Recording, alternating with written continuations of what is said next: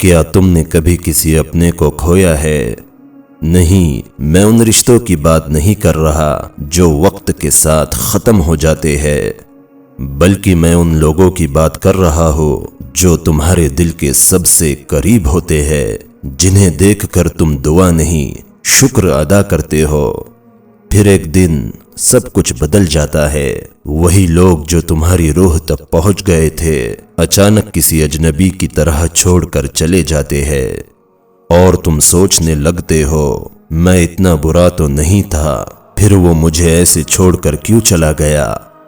زندگی کے کچھ موڑ ہمیشہ اندھیرے لے آتے ہیں، جہاں راستہ دکھتا بھی ہے لیکن سمجھ نہیں آتا۔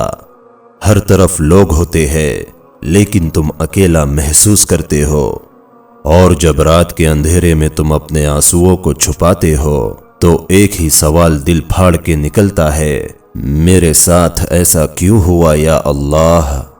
تنہائی کے وہ لمحے جہاں صرف تم ہوتے ہو اور تمہارا ٹوٹا ہوا دل، جہاں کوئی تسلی نہیں دیتا، جہاں ہر دعا ادھوری لگتی ہے اور ہر رشتہ بے محسوس۔ ایسے وقت میں بندہ ٹوٹ نہیں جاتا بلکہ اندر ہی اندر مر جاتا ہے۔ تم مسکراتے ہو لیکن اندر سے کھوکھلا ہوتا جاتا ہے۔ لوگ تمہاری آنکھوں میں جھانک کر کہتے ہیں کہ تم مضبوط ہے، لیکن انہیں کیا پتا کہ ہر مسکراہٹ کے پیچھے ایک داغ چھپا ہوتا ہے۔ پھر ایک وقت آتا ہے جب تم سب سے تھک جاتے ہو، لوگوں سے، رشتوں سے، دنیا سے اور خود سے بھی، اور تب تم صرف ایک بار پوری طاقت کے ساتھ کہتے ہو، یا اللہ، اگر سب نے مجھے چھوڑ دیا تو کیا تو بھی مجھے چھوڑ دیں گا؟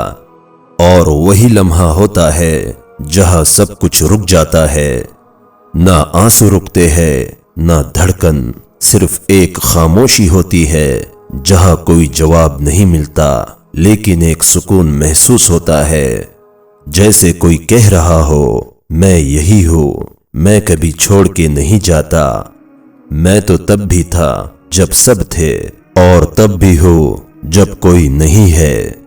لوگ کہتے ہیں کہ وقت سب کچھ ٹھیک کر دیتا ہے، مگر وقت صرف زخم بھر دیتا ہے، درد تو بس چھپ جاتا ہے ایک کونا ڈھونڈ کے دل کے کسی اندھیرے میں۔